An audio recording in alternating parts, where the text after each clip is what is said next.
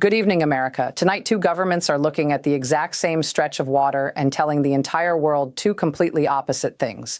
Iran's military command announced Saturday that the Strait of Hormuz is closed.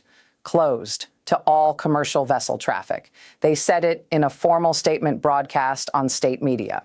They said the closure was a direct response to Israel's continued attacks on Hezbollah in Lebanon and to what they called the United States failing to implement the very first clause of the peace agreement that Donald Trump signed just 3 days earlier. And then, within hours, United States Central Command said the opposite, not just disagreed, the opposite. A CENTCOM spokesperson told Reuters, and I am going to give you his exact words, Iran does not control the Strait of Hormuz. Traffic continues to flow, and U.S. forces are monitoring the situation to ensure this remains the case. And then Vice President J.D. Vance went on Fox News and said something that made the contradiction even sharper. He said 16 million barrels of oil came out of the Strait of Hormuz the day before. 16 million barrels. On a day, Iran says the strait is completely closed. Tonight, we are going to break down this entire crisis, what triggered it, what each side is actually claiming, and why this fight over a few sentences in a memorandum may be the moment that decides whether the peace deal Trump signed on his trip to France actually survives its first real test. Stay with me, because tonight reveals exactly how fragile a signed peace agreement can be 3 days after the ink dries. Let us start with exactly what Iran said and why. Because the specific language Iran's military used matters enormously to understanding this crisis. Iran's top joint military command, the Khatam al-Anbiya Central Headquarters, issued a formal statement broadcast on state-run media Saturday. The statement read, in light of the United States' clear breach of its commitments regarding the first article of the Memorandum of Understanding on Ending the War, and in response to the continuous and relentless violations of the ceasefire by the Zionist regime in southern Lebanon, it is hereby declared that the Strait of Hormuz will be closed to the passage of vessels. The first article of the memorandum, the one Iran says America has clearly breached, is the clause that calls for the immediate and permanent termination of military operations on all fronts, including in Lebanon. Iran is making a precise legal and diplomatic argument here, not just an emotional one. They are saying America signed a document. That document's very first clause requires Israel to stop fighting in Lebanon. Israel has not stopped fighting in Lebanon, and therefore Iran considers itself released from its own obligations under that same document, specifically its obligation to keep the strait open. Iran's foreign ministry, through spokesperson Esmail Baghai, reinforced this position by stating that Washington bears direct responsibility for the actions of its ally and is legally and politically obligated to enforce compliance upon Israel. Iran is not just blaming Israel, Iran is blaming America for Israel's actions, on the theory that since America signed the deal and America is Israel's primary military patron, America had a responsibility to ensure Israel complied, and failed to do so. The Islamic Revolutionary Guard Corps Navy went further and issued direct warnings to commercial vessels to steer clear of the shipping lane entirely, stating that unauthorized transits would pose a severe risk to vessel security. That is not bureaucratic language. That is a warning that ships entering the strait could be attacked. Iran's Tasnim news agency, which is aligned with the Revolutionary Guard Corps, added another layer to this story that deserves direct attention. Tasnim warned Iran's own foreign minister, Abbas Araghchi, against going to the talks scheduled in Switzerland empty-handed. The agency said that since the MOU had been violated in Lebanon, Iran had no obligation to keep the strait open. CNN's own reporting captured the strategic calculation behind this perfectly. By carrying a diplomatic stick into the talks, Iranian negotiators ensure not only that they keep their hardliners on side, but they also have something to trade to get what they want. The Iranians' ability to stymie global trade in the strait is their new superpower, and they clearly intend to use it. Their new superpower. That phrase, used by CNN's own reporters covering these talks, captures something this channel has been telling you since the earliest days of this war. Iran's military was devastated. Its navy was largely sunk. Its air force was destroyed, its missile stockpile reduced to roughly 1/5 of its pre-war size. But Iran discovered over 110 days of conflict that geography is a weapon that bombs cannot fully destroy. The Strait of Hormuz cannot be moved, cannot be replaced, and cannot be defended from every possible disruption. And Iran has learned that simply declaring it closed, true or not, instantly affects global oil markets, instantly creates leverage at the negotiating table, and instantly forces the United States into the position of having to publicly contradict Iran's claims, rather than simply enjoying the benefits of a peaceful, fully reopened waterway. Now let us go to the American response, because the contradiction tonight is not a minor disagreement. It is about as direct and total a factual contradiction as two governments can produce. United States Central Command spokesperson Navy Captain Tim Hawkins told Reuters directly, Iran does not control the Strait of Hormuz. Traffic continues to flow, and U.S. forces are monitoring the situation to ensure this remains the case. He added that the U.S. military has not tracked any movement from Iran to close the strait so far. Has not confirmed Iran's claim, has not tracked any movement at all suggesting an attempt to close it. That is America saying Iran's announcement has no physical reality behind it whatsoever. Vice President J.D. Vance, appearing on Fox News Saturday morning, went even further in disputing Iran's claim. He said there was no evidence that the strait remains closed, though he acknowledged that mines in the waterway may continue to affect commercial routes, an important nuance that complicates the simple open or closed framing. And then Vance offered the specific number that has become the centerpiece of America's rebuttal. He said, we actually got 16 million barrels of oil out of the Strait of Hormuz yesterday. 16 million barrels. On the day Iran says the strait was closed. Vance also revealed that Special Envoy Steve Witkoff and Jared Kushner had been on the ground in Switzerland for a few hours, dealing with some of the technical elements regarding implementation of the memo, and said discussions were going well, and that despite the headlines, things are actually getting better in Lebanon, and things are slowing down a little bit.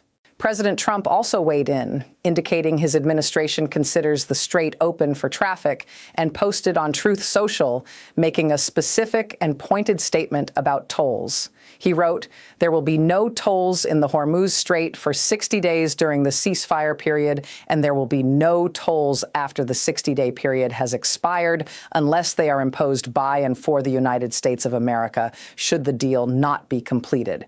Read that sentence very carefully, because it reveals something important about how Trump is thinking about leverage in this standoff. He is saying that if the final deal does not get completed within the 60 days, the United States itself could impose tolls on the strait, framing those hypothetical tolls as a charge for services rendered, almost certainly referring to the cost of the American naval presence that has been protecting shipping in the waterway throughout this crisis. Trump is essentially saying America, not Iran, has the right to charge for use of this waterway if Iran does not deliver on the broader deal. Let us now look at what is actually happening in Lebanon, because that is the underlying trigger for this entire crisis, and the human cost there continues to mount even as diplomats argue over tolls and traffic counts. Israeli strikes in southern Lebanon killed at least 16 people on Saturday, including 2 children, according to Lebanese authorities cited by the Associated Press. Lebanon's state-run national news agency reported that 7 people remained trapped beneath rubble in Nabatea and nearby villages following the attacks. 16 people dead in a single day, including children, in a country that is supposedly covered by both a Lebanon ceasefire that Israel and Hezbollah agreed to and the broader U.S.-Iran memorandum's first clause calling for the immediate and permanent termination of military operations on all fronts, including Lebanon. The gap between what the signed documents say and what is actually happening on the ground in southern Lebanon is the entire reason Iran felt justified in closing or claiming to close the strait this weekend. Vance's own comments acknowledged this tension directly. Even while trying to project optimism, he said things are slowing down a little bit in Lebanon, which is itself an admission that things have not actually stopped, just slowed. And the Lebanese reports of 16 people killed, including 2 children on the same day, Vance was describing improvement in Lebanon, shows you exactly how difficult it is to reconcile the diplomatic talking points with the reality documented by Lebanese authorities and international wire services on the ground. Now let us talk about the talks in Switzerland, because this crisis erupted at the worst possible moment for the diplomatic process, just as delegations were arriving for the first technical-level negotiations since the MOU was signed. The Swiss Federal Department of Foreign Affairs confirmed in a post on social media that the Iranian delegation had arrived in the country.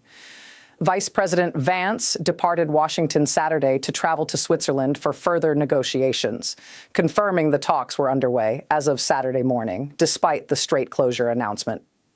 One of Pakistan's top mediators flew to Tehran specifically to persuade Iranian negotiators to reconsider their initial decision to skip the planned Friday talks after Iran had balked at attending due to the Lebanon ceasefire violations. That is Pakistan, the same mediator that has been central to this entire peace process since its earliest days, once again stepping in at a moment of maximum crisis to keep the diplomatic track alive. Here is a detail that deserves direct attention because it shows the financial mechanics being discussed behind the scenes of this crisis. The United States is working with Qatar to potentially make $6 billion in frozen Iranian funds available for use specifically for humanitarian purchases, according to a source familiar with the matter who spoke to CNN. The administration has stressed that Iran's access to such funds, as well as broader sanctions relief, remains conditional on Iran's compliance with the deal. White House talking points circulated shortly after the MOU was signed described these frozen funds as the money Iran can access in the near term, suggesting the $6 billion humanitarian release could function as an early goodwill gesture and incentive for Iran to continue cooperating even as the strait dispute plays out. Whether that incentive is enough to overcome Iran's stated position that the strait stays closed until Lebanon stops burning is one of the central questions hanging over the talks in Switzerland this weekend. Let us step back and look at the strategic picture this crisis reveals, because it confirms something that this channel, the Council on Foreign Relations, and CSIS have all been saying since the deal's text became public. Iran retained genuine, usable leverage over the Strait of Hormuz even after signing a peace agreement that was supposed to settle that exact question. The 14-point MOU said Iran would make arrangements for safe passage with no charge for 60 days. It did not remove Iran's physical capability to disrupt that passage. Whenever Tehran calculates doing so, serves its interests. 3 days after the signing ceremony in Versailles, Iran has already demonstrated exactly that capability, whether or not the strait is in fact physically closed at this moment. The mere announcement, broadcast on state media, warning vessels to stay away, was enough to create global headlines, force the Vice President of the United States onto Fox News to dispute the claim with specific barrel counts, and cast what CNBC described as a shadow over the nuclear talks scheduled to begin in Switzerland on Sunday. This is precisely the dynamic the Council on Foreign Relations warned about when it noted that Iran does not view the IAEA as a neutral arbiter, and that Tehran has already made clear it will not ship out its highly enriched uranium. This is precisely what CSIS meant when it called the deal lopsided, noting Iran gets most of what it wants up front, while America gets very little. The strait closure threat that erupted this weekend is the clearest possible demonstration of an agreement whose enforcement depends entirely on continued goodwill and continuous diplomatic management, with no binding mechanism forcing either side to comply if they calculate that defiance serves their interests better. Here is the complete picture as of tonight, June 21st, 2026, day 113 of this war. Iran's military command announced the Strait of Hormuz is closed, citing America's failure to enforce the Lebanon ceasefire clause of the signed MOU and continued Israeli attacks on Hezbollah. The IRGC Navy warned commercial vessels to stay away from the waterway. CENTCOM says Iran does not control the strait and traffic continues to flow normally. Vance says 16 million barrels of oil moved through the strait the day Iran claims it was closed. Trump posted that there will be no tolls for 60 days, with the United States reserving the right to impose its own tolls if the final deal is not completed. 16 people, including 2 children, were killed in Israeli strikes in southern Lebanon on the same day. talks in Switzerland are proceeding despite the crisis, with Pakistan's mediators working to keep both delegations engaged. And the United States is exploring releasing $6 billion in frozen Iranian funds for humanitarian purposes as a possible incentive to keep the broader 60-day negotiation window alive. America, here is my question for you tonight. Iran says the strait is closed. America says it is not just open, but busier than ever, with 16 million barrels moving through in a single day. Both governments cannot be telling the complete truth simultaneously about the same physical waterway. Here is what I want to know from you. Do you believe Iran's announcement, or do you believe CENTCOM and Vance's numbers?